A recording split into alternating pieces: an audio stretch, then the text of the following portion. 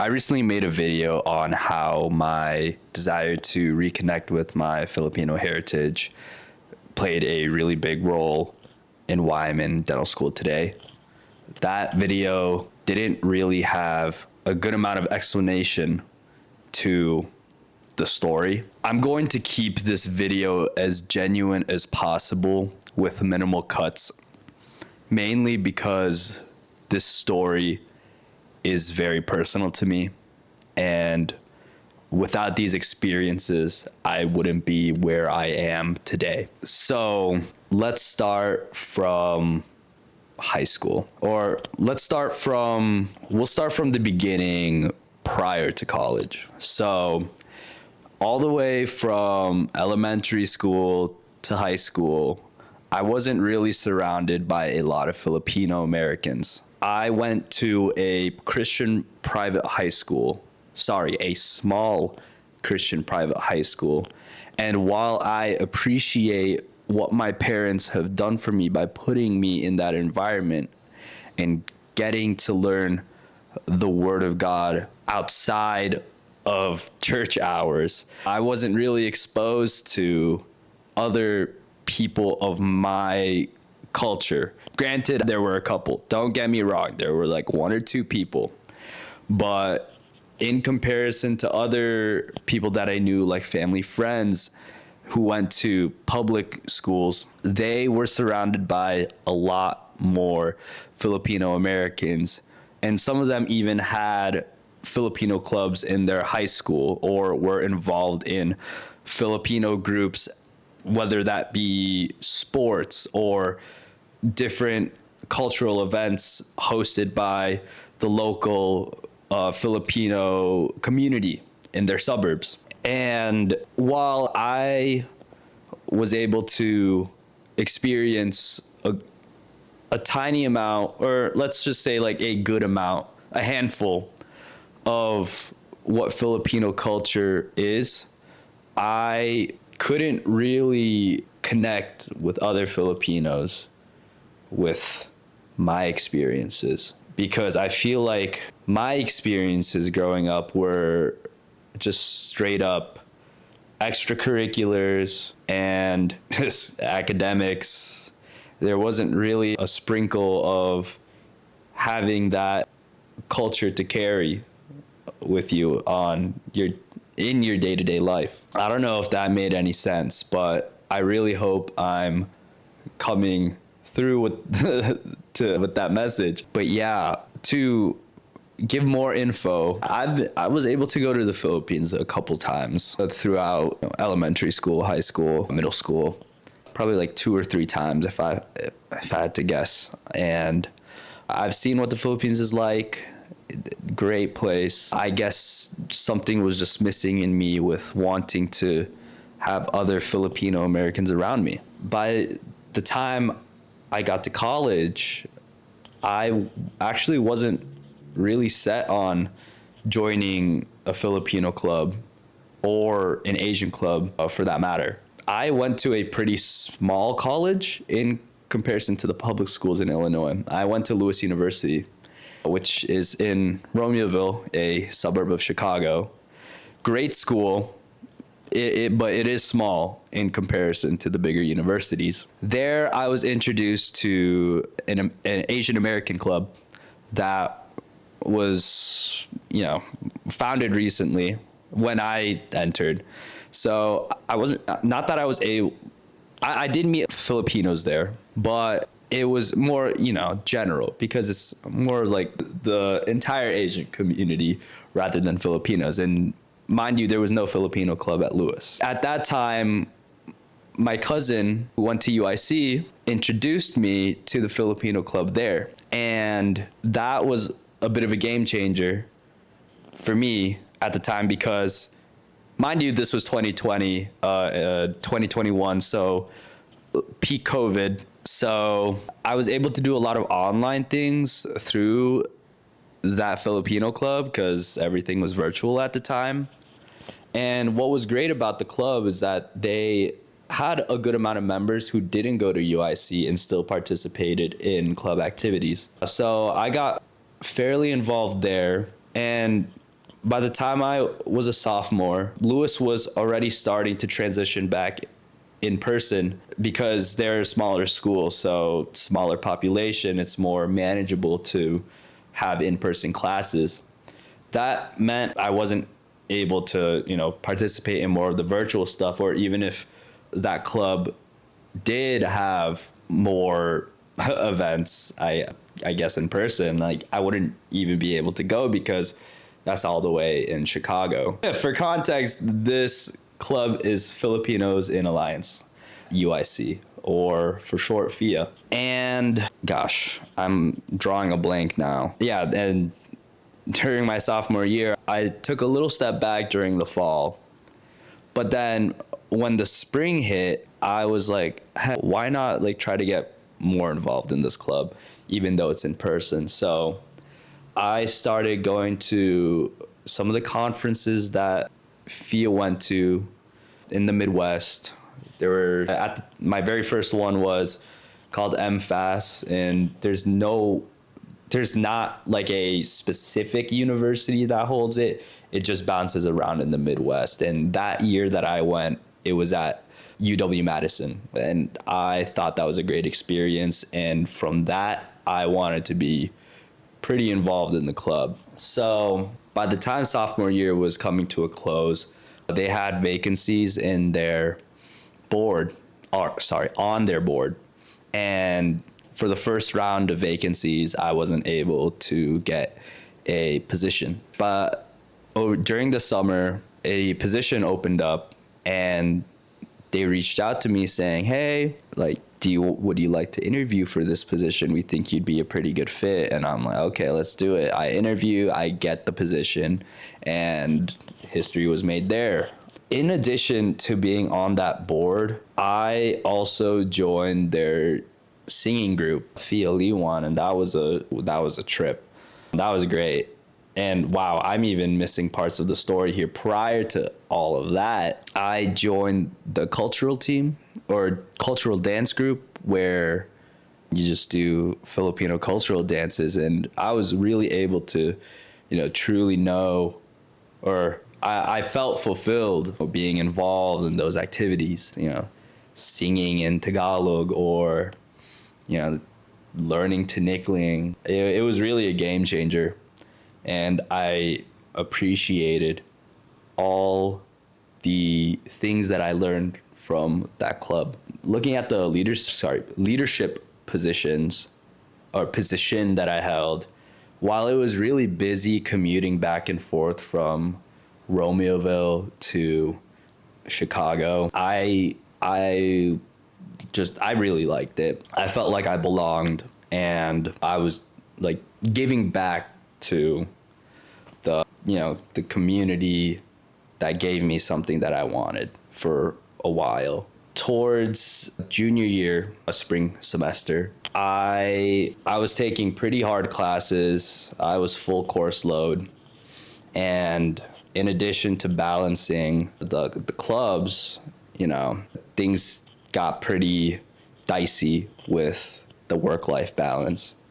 So from there, my grades took a bit of a drop for my standards. And during that time too, I was interning for a higher leadership position. Through this, I wanted to do this leadership position mainly because why did I want to do this? My thought process going into this leadership position was teaching others Filipino culture. Oh my gosh. I wanted to go into this position mainly because I thought that I have it down. I wanted to go into this position because I thought there was a possibility that there were others like me out there in the greater Chicago suburbs area who didn't really connect with their culture growing up. So taking this position, in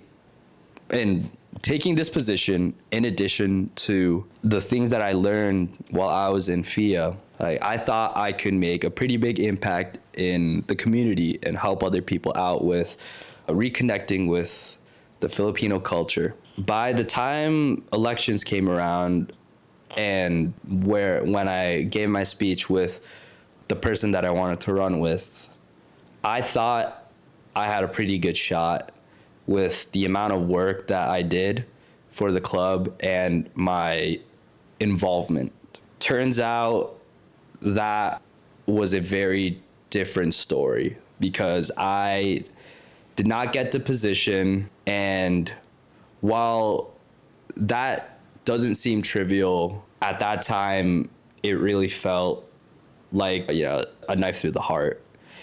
Mainly because I gave so much time to this club and I sacrificed my grades a little bit to be more involved. And yeah, I remember the day that I got that email. That might have been rock bottom for me because, as you could imagine, grades weren't doing well, and then all that time and effort that I put in to that club, it didn't come to fruition. It hurt, and I thought I had a good shot along with my alleged co that I ran with. But overall, I just didn't realize that God had different plans for me. If I got that position, I would have committed a lot of time to that club because that position was the vice president external position where they organize the conferences to go out and collaborate with other Filipino clubs in addition to in addition to organizing a cultural dance competition for the Midwest Filipino clubs. So I would have really dedicated a lot of time to that. And going into that summer, I already decided, oh my gosh, if I get this position, I'm just going to take a gap year and I'm going to finish up by December and then just take my DAT, apply the next summer, and then get in that. And then, yeah. For more context, I was on track to graduate early, just a semester early. So only one semester of senior year. So because I felt crushed and hurt and betrayed, something just clicked in my mind. I looked at my grades and I looked at my current, volunteer hours, shadowing hours and whatnot. And I realized, hey, this looks like it meets the minimum for what a lot of dental schools look for. What if I take the DAT and apply this upcoming cycle rather than crying and dilly-dallying over a Filipino club? So that's exactly what I did. I decided to I decided to study for the DAT while taking those summer classes that summer. The studying wasn't too productive because I turned 21 that summer, so I was kind of partying hard a little bit. But overall, it was worth it because I'm in dental school now.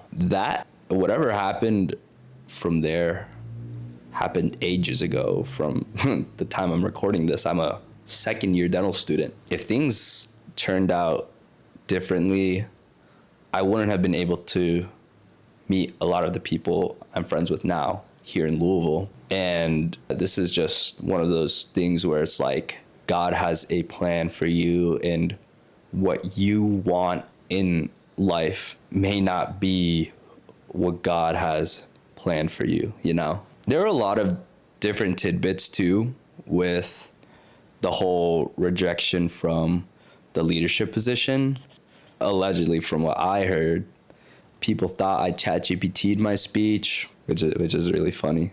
Maybe my writing was just that good. It sounded robotic, And yeah, while my journey to learn about my culture ended very bittersweet, I still appreciate how everything unfolded. I was able to graduate early.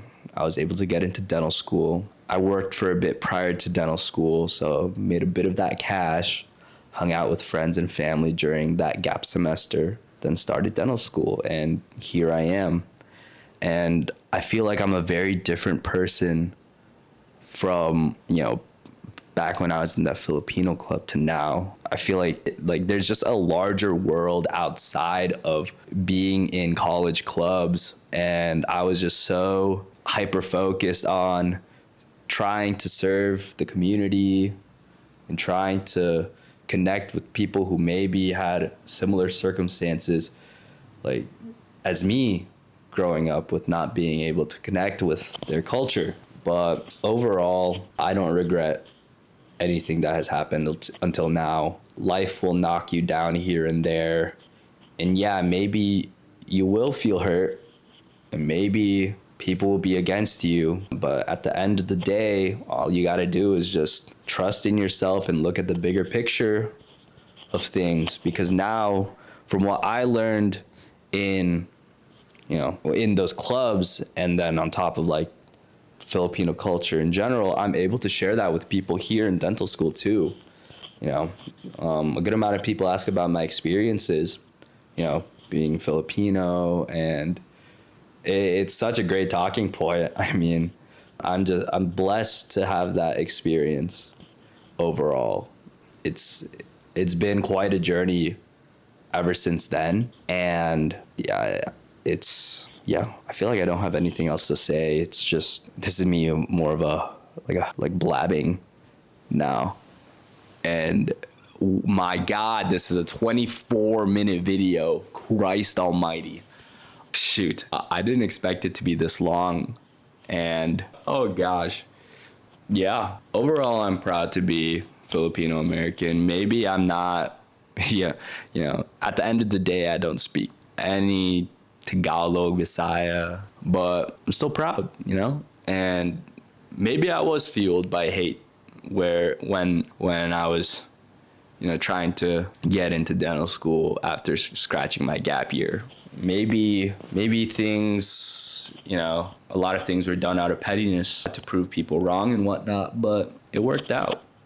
And sometimes you just got to get knocked down and you just got to figure it out from there. Overall, looking back at this, I feel like this is a very odd story. It's not like life-changing in any ways. This is just my personal experience, and overall, this has been a journey. I mean, I hope to keep sharing my experience as a Filipino American with others, and in addition to sharing the realm of dentistry with people too. And if I can just merge those two realms together, I feel like that would just make my day. Like, that'd be awesome. But yeah, this is my video on how I journeyed from yearning to learn about my culture to getting into dental school, and now carrying those experiences with me. Gosh, I cannot English today. But yeah, thanks for watching, and thanks for hearing me yap.